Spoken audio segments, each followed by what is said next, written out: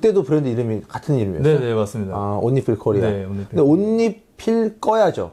그쵸. 약간 시적 호용 느낌으로. 꺼야는 뭐야? 코리아가 꺼야로 가나요? 꺼야 뭐. 코리아를, 예, 꼬리야, 꺼야, 약간 이런 식으로. 아, 이거 좀 너무 억진데?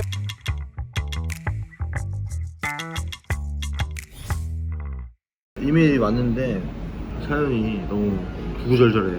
브랜드 이름이 옷 입힐 거야. 그래서 야, 브랜드 이름 옷 입힐 거야 좀 쉽지 않은데 이거 코칭하기. 근데 인스타그램 가보니까 옷 입힐 거야인데 Only Feel Korea야. 그래서 Only Feel Korea. 오, 그래서 내가 야 재밌네. Only Feel Korea. Only Feel Korea. Only Feel 거야. 원래 말장난하는 거 좋아하거든. 컨셉 같은 거 정할 때. 그래서 2018년에 이분이 한번 런칭해서 20년에 경영 악화해갖고 폐업했는데 30살 됐을 때 24년에 다시 한번 마지막으로 자기가 30살 때 마지막으로 너무 빠르지만 재도약 해보고 싶다. 그래서 골목옷장 신청하셨고 19살 때 고3 때 오늘이야. 10월 19일 오늘 저의 롤모델인 고태영 대표님 실물 영접점 강의 들으러 서울 올라왔던 인증샷. 그래갖고 이게 나야. 10년 정확히 10년 전에 정확히 딱 10년 후 만난 두 남자의 이야기. 대충 썸네일과 제목 느낌 오시죠? 약간 썸네일까지도 짜주셨는데 촬영 날짜를 요날로 좀 잡았고, 야 근데 이분이 또 사무실이 없으니까 계신 곳이 지금 부천인데 아침 9시 반이고 가는 데만 한 2시간 걸릴 것 같은데 왕복 4시간을 할 건데 그 시간이 아깝지 않을 만큼의 그런 촬영이 됐으면 좋겠습니다. 한번 가보시죠. 10년 전 온리필 코리아. 마팔로 돼 있는 거 보면 이거는. 하루 내가 왜 해요? 이거 지금 아, 원래 안 해주는 건가요? 오늘 가서 보고 해야지. 알겠습니다. 이 사람 엄마 집이라며? 네.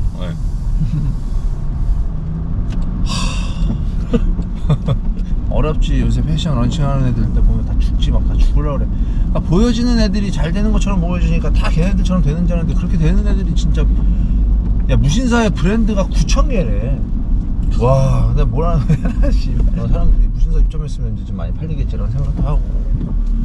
근데 신상품을 발매해도 소통할 MD가 없고 자기 옷을 보여줄 수 있는 채널이 없어서 그 유일하게 자기 채널이 이제 유튜브하고 인스타그램밖에 없다. 내가 내 옷 얘기를 할 수 있는 채널은 간절하잖아, 솔직히 그런 얘기들이. 9,000개에서 상위 10%라는 900개 아니야.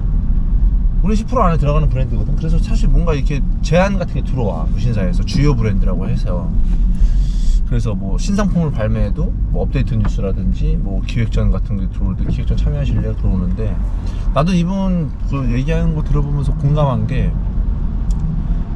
시작하면서부터 쿠폰을 매기고 막 10%를 꺾고 막 이러면 이래야 노출을 구자를 잡아주니까 좀 약간 나는 그런 거에 되게 예전에는 인색했거든. 아니 신상품을 만들자마자 왜 할인을 해야 돼? 근데 우리도 지금 시작하자마자 10% 무조건 꺾고 들어가거든요. 애초에 그러면 내가 가격을 책정할 때 10%를 높게 책정하는 게 맞지 않냐? 이런 식의 얘기까지 하거든. 이 옷에 뭐가 있냐면 11월 말에 블랙 프라이데이를 해. 신상품을 발매하자마자 블랙 프라이데이 제안이 왔대. 블랙 프라이데이를 하기 위해서 옷을 만드는 것처럼 느껴지면서 회의감이 많이 들었다고 하더라고. 그러니까 무신사 수수료 30%고 기본적으로 10%를 깔고 들어가면 만들자마자 신상품을 35%를 어쨌든 떼고 팔아야 되는데 한 자사몰에서 팔면 그 수수료가 없으니까 그럼 자사몰 매출이 좋은 애들이 어쨌든 진짜 알짜배기고 그런 얘기를 하시더라고요. 저 그런 얘기를 들으면서 아, 패션 비즈니스 진짜 계속 하면 할수록 더 어려울 텐데 근데 계속 패션 이렇게 지금 골목 옷장 신청하시는 분들도 그렇고 어쨌든 계속 브랜드를 만들고 싶은 꿈을 갖고 있는 사람들이 계속 나올 텐데 영원한 브랜드가 없잖아. 더현대에 가면은 막 줄 어마어마하게 서 있고 막 애들이 진짜 길에 가면은 모든 애들이 막 다 막 입고 있는 어떤 그런 브랜드들이 과연 5년 뒤, 10년 뒤에 그 옷을 사람들이 입고 있을 거냐는 거지. 또 5년 뒤, 10년 뒤는 새로운 브랜드를 채워지고 그런 게 정상이지 사실. 근데 해외도 지금 다시 한 바퀴 돌아가고 오는 브랜드들이 있잖아. 야, 그런 거 보면 또 유행은 돌고 도는 거고 또 영원한 건 없지만 또 당연히 또 브랜드가 뭐 오래됐다고 해서 마케팅 바라는 법도 없고 다시 올라가고. 마크 제이콥스 봐봐요. 마크 제이콥스 다시 떡상했어 이번에. 세컨라인 터져가고. 맞죠. 오늘 하는 가는 사람도 브랜드를 만들었다가 접었는데 다시 도전하는 건데 20대 때 브랜드를 만들면 잘 되지 않았을 때 온전히 내가 혼자서 다 흡수가 가능한데 40대가 되면 가정, 결혼을 하게 되면 그러니까 주변 환경들이 바뀌면서 온전히 떠나야 되는 게 자기 한 사람이 아니거든. 자기가 그리고 책임져야 될 사람도 많이 생기고. 그럼 현실하고 타협을 봐야지. 참 월급을 받고 내 욕심대로 살 수 있는 삶이 아니니까. 이 사람이 마지막 도전이라고 했던 것도 약간 그런 의미일 수도 있는 거야. 30대가 넘어가면 그때부터는 정말 현실이 되는 거니까. 이어서 10m 앞 목적지가 있습니다. 사네 동네. 안내를 종료해야 합니다. 저 사람이다. 이쪽으로 들어오세요. 멋있어. 이 동네에서 저렇게 입고 있나? 왜 집으로 가는 거야? 사무실 없어? 사무실이 없으시대요. 누구 있어요 집에? 아 지금 부모님 두 분 다 일 나가셔가지고. 아 예. 다행이다. 뭐 어떻게 저를 인사를 드려야 되나? 아 맞아요. 고민을 좀 하고 왔어요. 네 들어오시죠. 대표님이 들어가는데 누가 들어가는? 아 예. 아무도 없죠 혹시? 왜? 평소대로 평소대로. 아 진짜로? 말이 돼 집이? 야 누가 집에 이렇게 그러냐? 아 진짜. 여기서 지금 부모님하고 같이 살고 계신 거죠? 저는 지금 이제 독립해서 따로 살고 있고요. 근데 여기다 왜 여기서 촬영했어요? 저희 집이 좀 협소해서. 아 거기서 해야지 그럼. 한 5평 정도밖에 안 돼서. 5평이면 됐지 5평이면. 아, 다 5평이 간지인데. 스탠드로. 안녕하세요. 옷 입힐 거야 대표 이찬일입니다. 오직 저만의 감성으로 이제 브랜드를 전개해 나가겠다 하는 뜻과 동시에 그런 옷들을 여러분들을 입힐 거야 라는 좀 포부를 담고 있는 브랜드입니다. 톰 브라운의 수트 핏을 좀 기반으로 해서 그런 아메리칸 캐주얼 프레피 룩과 아이비리 룩을 담아내는 브랜드로 좀 풀어나갈 예정이고요. 초창기에 런칭했을 때는 옷을 보시면 아시겠지만 좀 톰 브라운의 그런 컬렉션이나 쇼피스에서 많이 영감을 받았다면 이제는 좀 데일리로서 실제적으로 입을 수 있는 옷들에 좀 더 집중을 하고자 하는 생각이 있습니다. 아까 오기 전에 카페에서 내가 야 이거는 톰 브라운이잖아. 본인이 그때 먼저 이렇게 얘기를 또 해주네. 그러니까 거기서 인스피레이션을 명확하게 받은 부분이 있는데 그거에 대해서 본인이 인지를 하고 있는 거면 동의. 골목장에 출연을 신청하게 된 계기는 제가 패션 학도로서 고등학교 때부터 이제 줄곧 동경하시던 분이셨어요. 10년 전이죠. 딱 제가 고등학교 3학년 때 이제 토크쇼를 진행하시는 걸 제가 이제 가서 본 적이 있었는데 마침 유튜브 알고리즘을 통해서 골목옷장이라는 컨텐츠를 알게 됐어요. 그러면서 이제 동경하시던 분에게 실질적으로 그런 좀 피드백도 받고 조언도 좀 구하고자 신청하게 되었습니다. 내가 유튜브를 하는지 모르는 사람들이 아직 많아서 알고리즘에서 빨리 뜨게 해줬으면 좋겠습니다.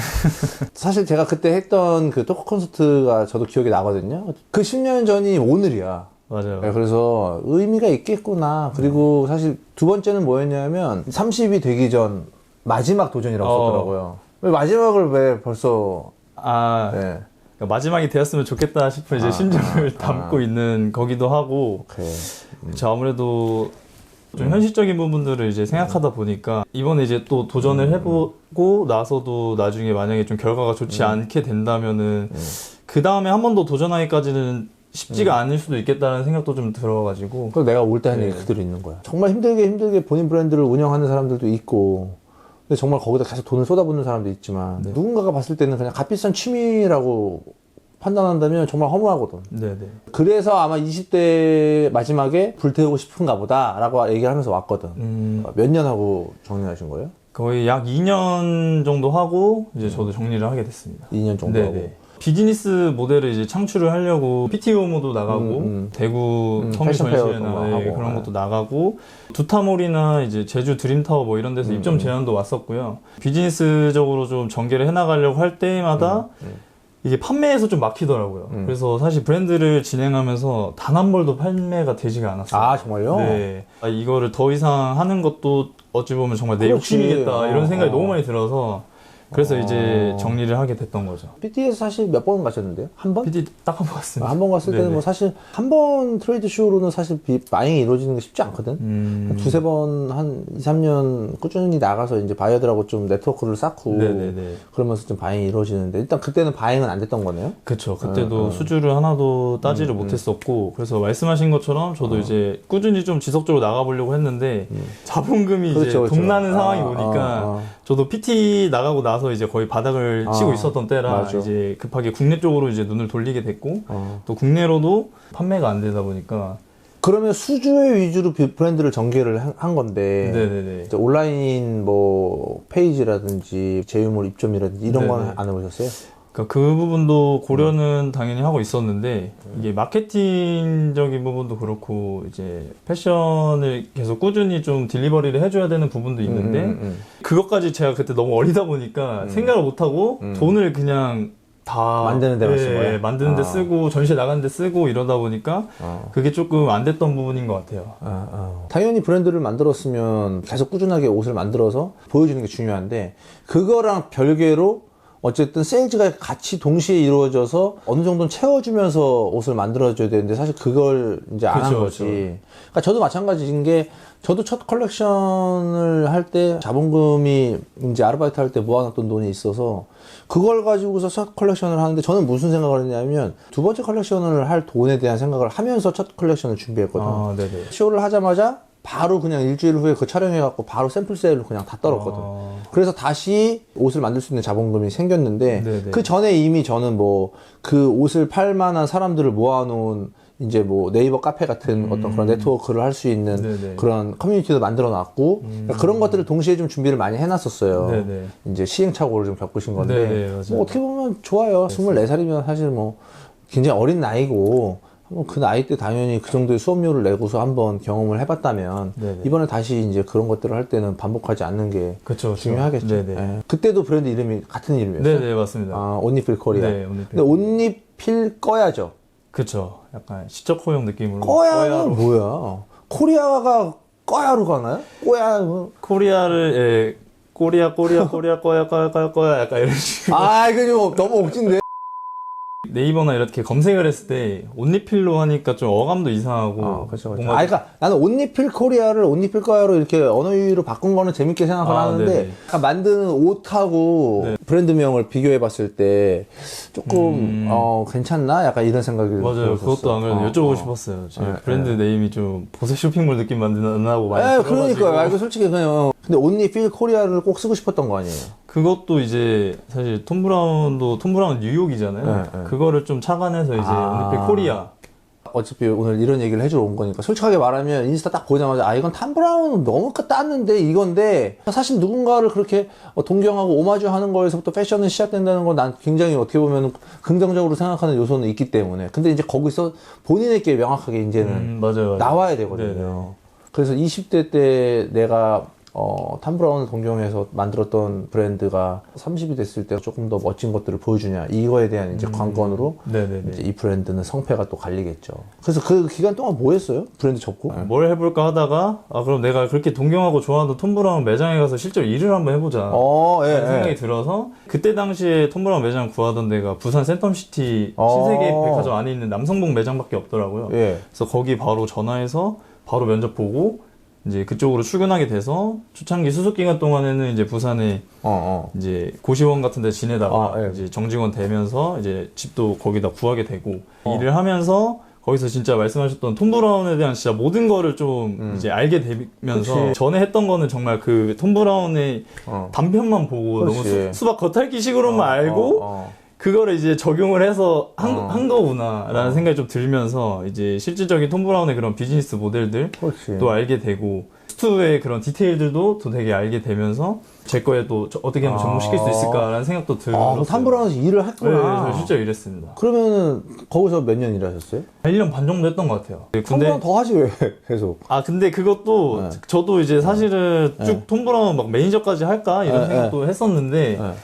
이게 백화점 톰 브라운의 매출의 거의 90%는 사실 건달이죠? 캐주얼웨어예요. 피디님은 알잖아. 내가 탐 브라운을 너무 좋아했잖아. 근데 탐 브라운 한국에서 진짜 마테니 간 게 그쵸, 건달들이 사실, 예. 그 가디건에다가 소세지 같은 바지에 맞아요. 탐 브라운이 한국에서 그렇게 지금 풀려 있지만 네네. 탐 브라운의 오리지널 띠임은 그게 아니잖아. 그쵸, 그쵸. 그러니까 그런 것들을 배워서 나왔다는 게 되게 중요하죠. 네, 맞아요. 예. 퇴사를 하고 나서 이제 먹고 살려고 좀 요식업 쪽에서 또 일을 했어요.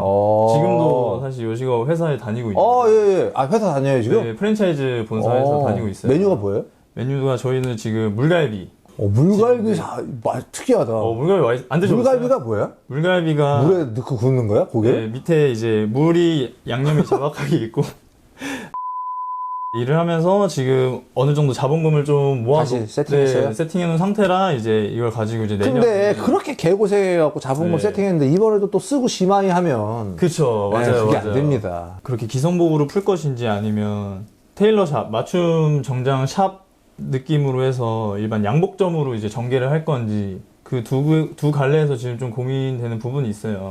사실 양복점으로 했을 때 이제 장점은 딜리버리를 이제 기성복처럼 매 시즌 꾸준하게 이제 해야 되는 부담도 없고, 그리고 오시는 고객분들을 이제 1대1로 맨투맨으로서 이제 응대를 하다 보니까 저희의 이런 브랜드 가치나 브랜딩이나 이런 좀 제공해주는 서비스의 퀄리티가 좀 더 좋아질 수 있고, 또 그러면서 저희도 어쨌든 좀 수트 브랜드로서의 기반을 좀 먼저 다진 다음에 나중에 톰 브라운처럼 뭔가 캐주얼 웨어를 좀 풀고 싶다는 생각이 들어서. 전자 같은 경우에는 근데 오프라인 스토어가 있어야 되는 거 아니에요? 맞아요. 그래서 그러니까 사실 이제, 예. 초기 비용이 이제 더 발생을 하죠. 초기 비용이 네. 발생을 할 거고 시간 대비해서 이렇게 효율성이 좀 떨어져. 그렇죠. 어. 맞아요.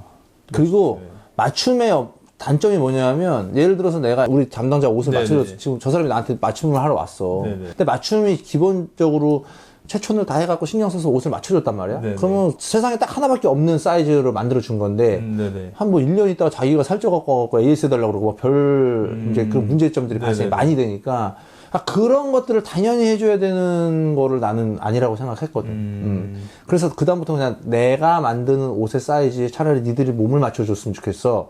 라는 컨셉에 그냥 지금처럼 그냥 RTW를 하고 네네네. 있는 거죠. 장단점은 명확하게 있어요. 어쨌든 맞춤은 첫째로 오프라인 스토어가 명확하게 있어야 되고요. 네네. 두 번째는 본인이 정말 내가 얼마나 패션 공부를 했고 얼마나 그 맞춤에 대한 데이터나 이해도가 있는지 모르겠지만 선생님이 무조건 한 명 붙어야 돼. 아, 최촌이나 네네네. 약간 그 샘플 해주는 네네, 맞아요, 무조건 맞아요. 팀 구성이 잘 돼 있어야 돼. 있어요? 그런 사람이? 그게 사실 제가 네. 그래서 경기도 부천으로 오면서 이제 테일러 샵에서도 좀 짧게 일을 했어요. 몇 달간 일을 했었는데 저희 브랜드를 전개하는 방식이 완전 비스포크 이런 게 아니라 저도 MTO 방식으로 해서 반맞춤. 네, 반맞춤 성격으로 이제 전개를 하려고 해요. 그래서 저희가 사이즈를 좀 더 이제 세분화를 시켜놔서 이제 피팅 체킹복을 쭉 정리를 해놓고 소매 기장이나 다리 기장 정도만. 근데 이 보는 마찬가지야. 방식으로. 우리 때 어렸을 때 이제 인천에서 보면 두 벌에 39만 원짜리 오델로 뭐 이런 시스템이야. 맞아요. 이거야. 맞아요. 근데 그거의 또 단점은 뭐냐면 가격 경쟁이 너무 심해. 뭐야? 누가 온 거야? 안내 방송. 괜찮아. 좀 쉬자. 예, 아유. 이게 그 당시의 옷들이죠? 네, 맞습니다. 이거는 나와 있는 원단이지. 그쵸. 다 네. 나와 있는 원단인데. 얘는 자수를 본인이 지금 친 거예요? 아니요. 다 나와 있는 이건 원단입니다. 이렇게 작업이 돼 있는 원단이구나. 나는 그래서 원단 개발을 한 줄 알고. 원단 개발 어떻게 비슷한 거 잘 찾았다. 그러면. 네, 원단 개발하게 되면 아무래도 돈이 많이 코스트가 드니까. 올라가니까. 이게 근데 판매가가- 판매가를 책정을 했었어요? 왜냐하면 그쵸. 그때 홀세일가만 있는 거 아니야?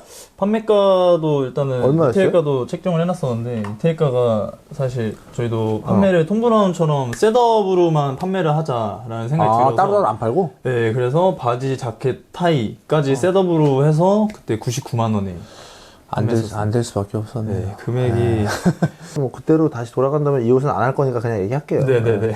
굳이 셋업을 넥타이까지 살 사람이 과연 시장성에 대한 고려를 전혀 안 하고 판매를 하는 거고 완전 그냥 매니아층으로 가자는 건데 과연 그 당시에 24살이 만드는 테일러링에 대한 셋업을 99만 원 주고 살 사람은 대한민국에 진짜 내가 봤을 때 있겠냐는 거지. 그렇죠.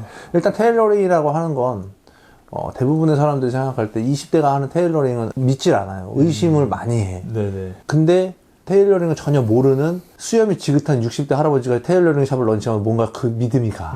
맞아. 그게 테일러링이야. 맞아. 이 심리적으로 예, 맞아. 예. 지금은 나이가 30 정도 됐고 옷을 그냥 이렇게 입고 있으면 약간 믿음이 가지. 예.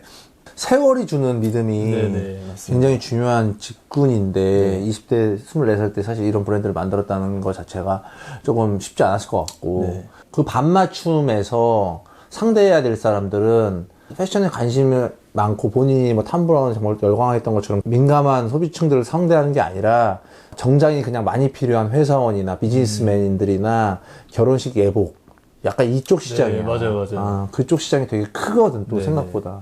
그래서 본인이 선택을 해야 될 것 같아.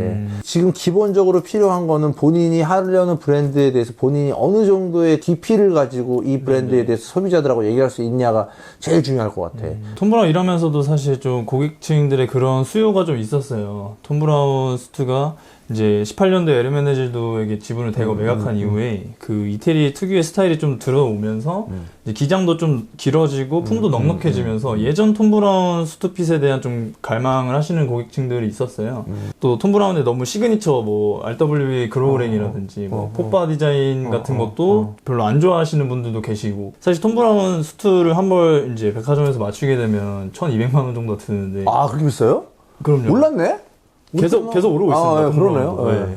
가격 측정을 해봤을 때는 저희 스투는 한 벌 맞추는데 거의 한 150만 원 정도 생각을 하고 있는데, 그러니까 그렇게 생각했을 때는 사실 비싸다고 느껴지진 않겠지만 실제 말씀하신 것처럼 일반 대중들에 봤을 때는 그게 본인이 생각할 때 150만 원은 비싸다고 생각하지 않는데 네네. 소비자의 입장에서는 그러면 네 수트가 150만 원이고 네네. 자 옆에 있는 다른 디자이너 거는 50만 그렇죠. 원이면 무슨 차이가 있어라고 얘기하면 얘기할 수 있는 포인트가 몇 개가 있을 것 같아요. 예, 저도 이제 그 부분에 대해서 저희가 이제 경쟁력으로 삼고 있는 거는 사실 테일러샵 말씀하신 대로 뭐 60년, 70년 된 뭐 명장분들이 상주하고 계시는 테일러샵에서 비스포크로 톰 브라운 수트대로 맞춰달라고 요청을 해도 사실 그 디자인이 안 나, 그 핏이 안 나요. 그렇죠. 왜냐면 그분들은 이미 좀 어느 정도 그 해왔던 스타일이 굳어져 있으시기도 하고 저희 브랜드가 전개할 때 제가 갖고 있는 톰 브라운 옷 샘플이 있는데 그게 이제 일반 기성복이 아니라 톰 브라운 그 본사 가서 맞춤으로 맞췄던 매물을 제가 어떻게 구하게 돼서 그 매물을 제가 이제 포인트로 좀 따서 거기서 패턴을 저희가 좀 저희 아이덴티티로 조금 수정을 본 다음에 이제 판매가 나갈 거기 때문에 사실 국내 어느 뭐 반맞춤이든 비스포크든 어느 매장을 가서도 맞추실 때 그 핏을 낼 수는 없다라는 거를 좀 어필하고 싶긴 해요. 그러면 여러분은 톰 브라운의 느낌을 톰 브라운보다 저렴한 가격으로 살 수 있는 브랜드입니다. 이렇게 들릴 수도 있어. 진짜 너무 톰 브라운 표절 느낌으로 그러니까. 가는 건 아닌지라는 좀 생각이 좀 들어서 예.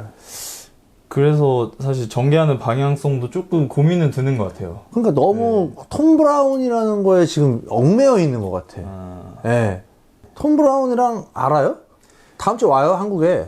아 그래요? 톰 브라운 한국에 다음 주에 와. 큰 맥락으로 봤을 땐 톰 브라운은 그냥 솔직하게 말하면 클래식의 트위스트거든요. 네네네. 남들이 입지 않는 수트의 핏으로 수트를 네네, 만들고 맞아요. 그 사람의 시그니처를 만들었던 것처럼 네네. 클래식 수트를 온리필 코리아의 필대로 재해석하는데 그게 꼭 톰 브라운의 디테일은 아니었다는 거. 아, 세일즈 경력이 있기 때문에 실질적으로 소비자들을 직접적으로 1년 반 이상 만나봤잖아. 네네. 그게 제일 큰 도움을 줄 수 있을 것 같아. 내가 옷을 팔 때. 네네. 오프라인 쪽으로 또 틀어졌네요. 그럼 이제 다음에 오픈하면 가보는 걸로 하죠. 오, 오픈 예정이 언제예요? 아 오픈 예정이요? 하긴 하는 거예요? 아 그럼요. 조금 준비를 한 다음에 이제 내년 초에는 아마 내려고 지금 계획 잡고 있습니다. 내년 초에. 그래서, 예. 이 옷은 어떻게 해요? 이게 많아요? 재고가? 이게 지금 전부예요. 아, 없네. 사실, 예, 샘플 이것도 브랜드 정리하고 나서 이제 샘플로 중고나라 이런 데 올려서 좀 몇 개 판매는 됐었거든요. 이런 거 괜찮다. 사실 이렇게 좀 시그니처가 명확한 옷들은 좀 방송이나 이쪽에서 그쵸. 협찬으로 좀 날보내서 어디 건지 애들이 찾으면 나올 수 있는 포인트들이 있어서 정말 기성 수트를 맞추는 오프라인 스토어를 해도 네네. 내가 봤을 때 본인은 그 안에서 본인 디테일을 명확하게 보여주는 디테일 같은 걸 또 만들 것 같아. 네. 그래서 그런 것들을 하나를 잘 만드는 게 되게 중요할 것 같아. 제가 또 사업 계획서를 가져왔는데 사업 계획서. 네 한번 읽어봐 주시면 아, 영광일 예. 것 같아서 10년 만에 만난 예. 또 우리 원리필 코리아 대표님 너무 반가웠고 정말 좋은 브랜드 만들어서 우리 오픈식도 한번 꼭 초대해 주시고 네 그럼요. 단체로 또 가서 우리가 또 수트 한 번씩 또 맞춰줘야지. 그래서 뭐 2+1 서비스 한번 해놓고 3명이니까 그런 것 좀 프로모션을 좀 많이 하셔야 됩니다. 네 오늘 고태영 시장님과 되게 좋은 시간 보낼 수 있게 해주셔서 되게 감사한 것 같고요. 그리고 또 시장님 말씀해주신 것들 토대로 해서 내년에 이제 브랜드를 런칭할 때 준비 잘 해서 제2의 뭐 톰 브라운, 제3의 톰 브라운이 아닌 제1의 옷 입힐 거야 라는 브랜드가 돼서 여러분들에게 진짜 정말 옷을 입혀드리는 그런 좋은 브랜드가 되도록 열심히 하겠습니다. 네, 기대 많은 부탁드리겠습니다. 예. 고생 많으셨습니다.